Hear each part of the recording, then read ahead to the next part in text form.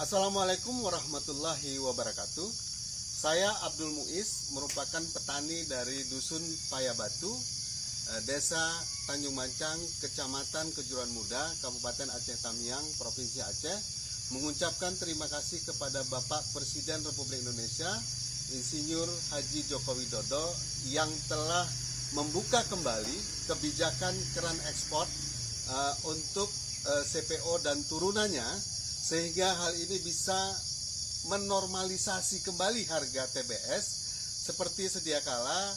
Karena dengan harga normal kembali, maka perekonomian kami akan menjadi lebih baik dan kami bisa juga merawat kebun kami, melakukan pemupukan kami dan perawatan-perawatan lainnya, sehingga produksi sawit kami bisa lebih tinggi lagi.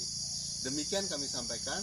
Terima kasih yang sebesar-besarnya Bapak Presiden Republik Indonesia yang telah memberi kebijakan baru kepada masyarakat petani kelapa sawit di seluruh Indonesia. Terima kasih. Assalamualaikum warahmatullahi wabarakatuh.